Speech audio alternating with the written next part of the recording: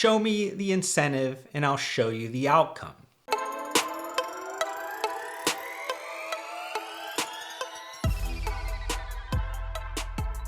So based on the timing, you might assume that introductory statement indicates something about how $7 billion in new private equity financing would sweeten the Keurig Dr Pepper business split, support the JDE Peet deal, or maybe even fend off an activist investor. Though it's important to recall something I stated 2 months ago within my content analyzing the deal. JAB Holding Company basically created both JDE Peet and KDP, and thus JAB Holding Company can essentially recreate JDE Peet and KDP. Since I'm not an equity analyst or KDP individual investor, admittedly, I wasn't super concerned about certain negative consequences of the transaction or how using a tax-free reverse Morris trust would have been more favorable to shareholders compared to the agreed upon structure, ultimately benefiting JAB Holding Company.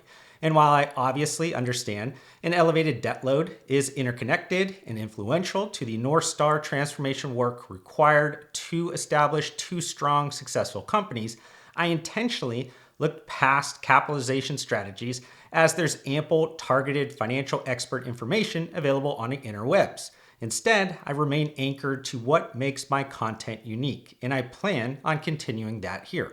So we're going to draw upon my last 15 plus years of deep domain expertise, being prominently positioned within the emerging and intersecting CPG categories of food, beverages, and dietary supplements to uncover a critical misalignment that could cause major long-term KDP Beverage Co concerns. As mentioned within its recent Investor Day presentation, KDP wants to establish growth platforms in large and attractive categories. Since energy is the fastest growing $10+ billion liquid refreshment beverage category, it's obviously the most important inside KDP, but also industry-wide.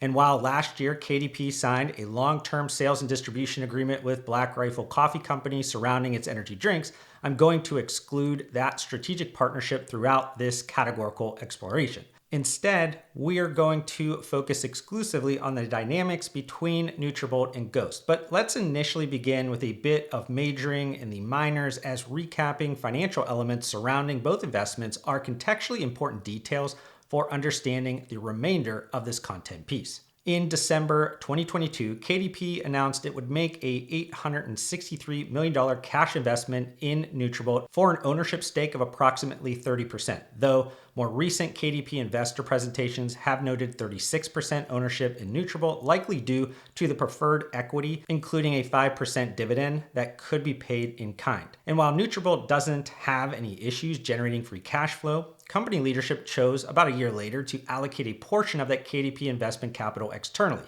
strategically acquiring a significant minority stake in Bloom Nutrition. Subsequently, in summer of 2024, Nutrabolt helped Bloom Nutrition launch into the RTD energy category.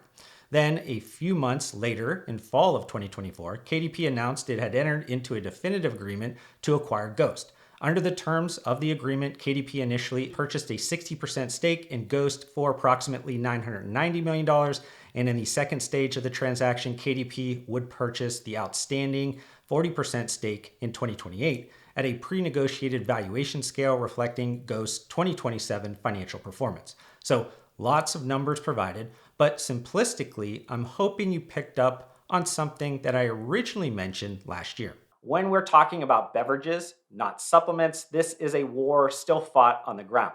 And what I mean by that is that it revolves around actions like field sales and marketing, distribution, and customer and channel management. This is where dreams become reality and nightmares are hiding around every corner. It will come down to effective and clear communication from KDP Corporate and its field teams, and effective and clear communication from these brands, so C4 and GHOST, to not only KDP Corporate, but KDP Field and their own field teams. Honestly, this is what would keep me up at night if I were either Doss Cunningham or Dan Lorenzu. Beyond that, having the right incentive structure with KDP will be key, and GHOST should have the upper hand here.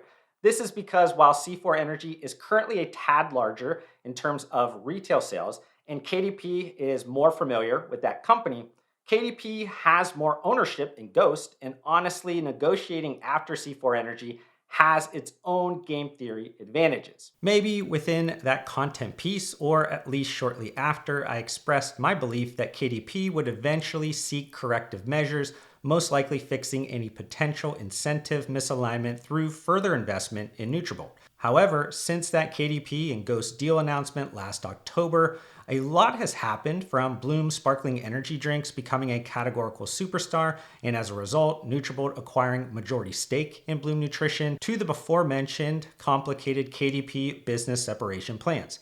And there's another interesting tidbit popping up, but either way, change at this level predictably raised questions recently from you guys and beverage industry trade publications asking if I had an evolved theory surrounding how KDP might design a new system where Nutrabolt and GHOST have aligned incentives. Firstly, let's all get on the same page, because while the separation plan represents a pivotal moment for KDP, establishing the standalone Beverage Co public company, aka the scaled growth challenger in North America's attractive $300 billion refreshment beverages market, doesn't fundamentally change the previous KDP refreshment beverages segment level strategic direction.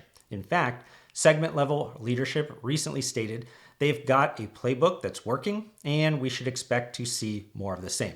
So Beverage Co will remain a portfolio of iconic and emerging brands generating more than $11 billion in annual net sales, with a differentiated and expanding DSD distribution system and a proven capital efficient build by partner growth model. Though how Beverage Co will significantly improve is due to sharper focused decision making, tailored capital allocation strategies, and enhanced optionality overall.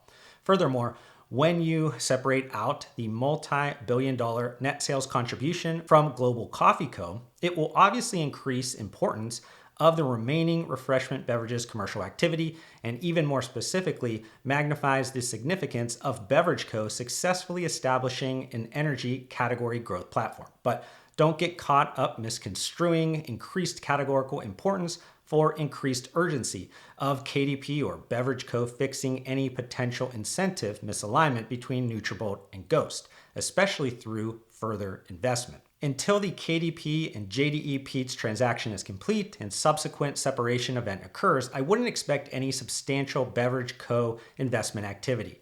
And this tracks with the recent KDP segment level leadership commentary that as Beverage Co matures independently, there could be options down the road that present themselves around ownership in different levers of the business. Now, in terms of the business separation, KDP originally stated it would be complete by the end of 2026, but there has been a subtly pointed shift from that August announcement. Nonetheless, increased ambiguity around completion timeline will mainly stem from the addition of certain milestone-based internal and external elements. Though assuming the KDP separation event mostly stays on track as originally scheduled, Beverage Co would have about a year window before the second stage of the GHOST deal is triggered in early 2028. But does that necessarily mean every applicable stakeholder benefits equally from that strategic optionality timeline? If you remember from the incentives clip shared earlier, I successfully predicted, even months before the first portion of the GHOST deal closed and nearly a half year before KDP took over distribution, how the energy drink market dynamics would be playing out currently.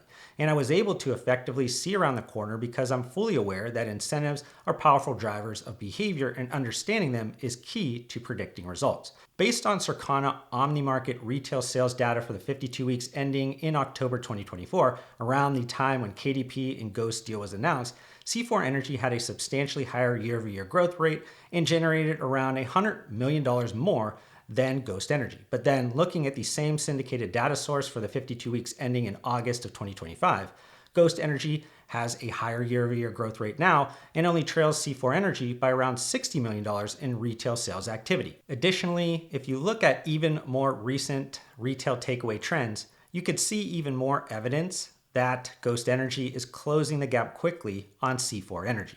And I acknowledge factors outside of KDP investment misalignments are obviously involved, like how maybe the high-level brand distinction of GHOST being cool, lifestyle, and it aggressively expanding on-premise distribution within relevant, high-traffic cultural settings is currently resonating slightly more than the performance lifestyle position C4 Energy, Regardless, based on recent performance trends, should Nutrabolt be strategically patient or aggressive as the future optionality window opens after KDP Beverage Co. matures independently?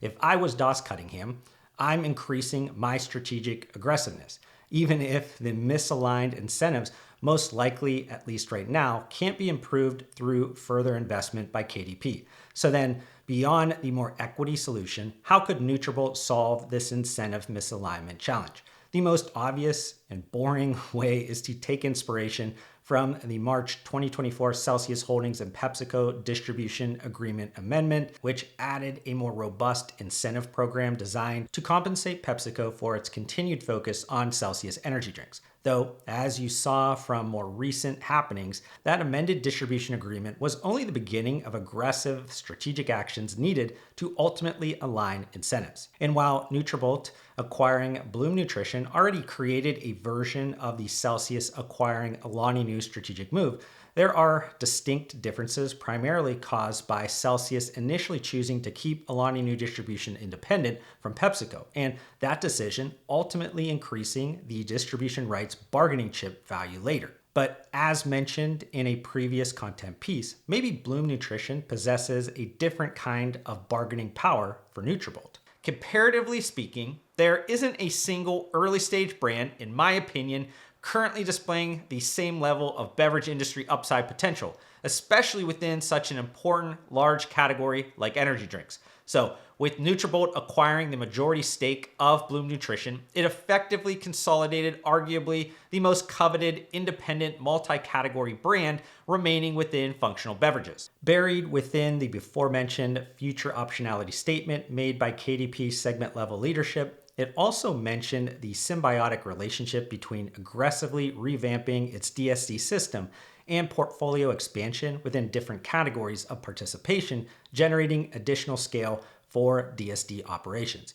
But while the last few years of energy category growth essentially responsible for its strengthened DSD muscle, the next phase of KDP distribution system growth will most likely get unlocked by successfully establishing growth platforms in other large and attractive categories. And that knowledge is obviously helpful to Nutrabolt for several reasons, with the most leverageable today being the modern soda product launch by Bloom this past summer.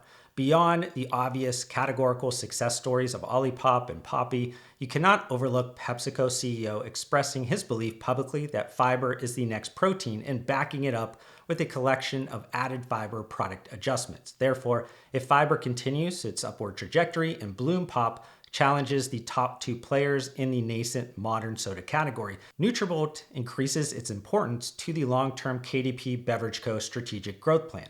Similarly, I talked about another categorical expansion opportunity this past January, which, based on what I've outlined throughout this content piece, has likely made that idea substantially more valuable now.